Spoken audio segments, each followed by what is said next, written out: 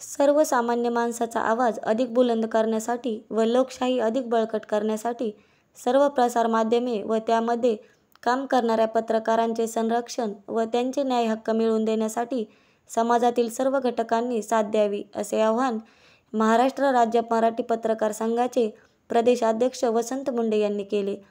महाराष्ट्र राज्य पत्रकार संघाच्या वतीने आयोजित दीक्षाभूमी ते मंत्रालय या पत्रकार संवाद यात्रेच्या दुसऱ्या टप्प्यास छत्रपती संभाजीनगर येथून मंगळवार दिनांक 13 ऑगस्ट रोजी प्रारंभ झाला.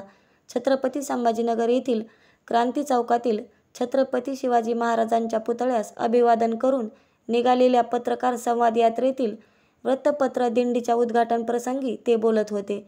माजी केंद्रीय मंत्री खासदार डॉक्टर भागवत कराड, महाराष्ट्र राज्य पत्रकार संघाचे राज्य सचिव विश्वास आरोटे, मराठवाडा विभागीय अध्यक्ष वैभव स्वामी, छत्रपती संभाजीनगर जिल्हाध्यक्ष डॉक्टर प्रभू गोरे, महानगर अध्यक्ष अनिल सावंत, ग्रामीण जिल्हाध्यक्ष शांताराम नगर, विलास शिंगी, मुकेश मुंदडा, संजय व्यापारी, रमेश कोंदलकर, गणेश भोसले, वृत्तपत्र विक्रेता संघाचे उपाध्यक्ष अण्णासाहेब जगताप, निलेश फाटक, अमोल धामणे, विलास कोरडे, मेडिकल असोसिएशनचे पदाधिकारी रोशन शिंदे, कमलेश मंडोरे, राहुल मकासारे, शेख शेफिक, सुजित ताजने, श्री संत सावता महाराज भजनी मंडळाचे हरिभक्तपरायण माधव महाराज, इतरवाड यांच्यासह वृत्तपत्र विक्रेते व पत्रकार मोठ्या संख्येने उपस्थित होते.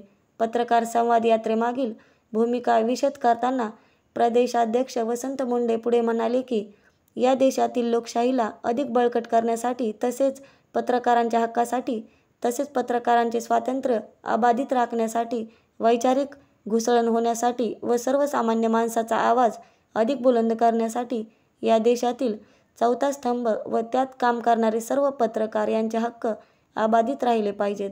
यासाठी पत्रकारांच्या प्रश्नावर केवळ चर्चा करून भागणार नाही तर त्यांचे प्रश्न सरकार दरबारी पोहोचवण्याचा प्रयत्न या पत्रकार संवाद यात्रेच्या माध्यमातून आपण करणार आहोत. माजी केंद्रीय मंत्री तथा खासदार भागवत कराड म्हणाले की कोविड काळामध्ये मृत्युमुखी पडलेल्या पत्रकारांच्या कुटुंबियांना शासनाने मदत करावी यासाठी आपण प्रयत्न करणार आहोत.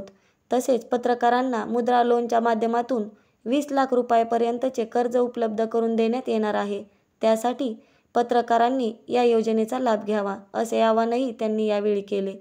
क्रांती चौकातील उड्डाणपुलाखाली सर्व वृत्तपत्र विक्रेत्यांनी तयार केलेल्या विविध वर्तमानपत्राची पालखी ठेवण्यात आली होती.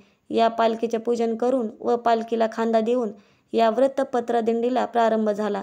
या वृत्तपत्र दिंडीचे ढोल ताशाच्या गजरात व टाळ मृदंगाच्या निनादात जोरदार स्वागत करण्यात आले. यावेळी मोठ्या प्रमाणात पत्रकार उपस्थित होते.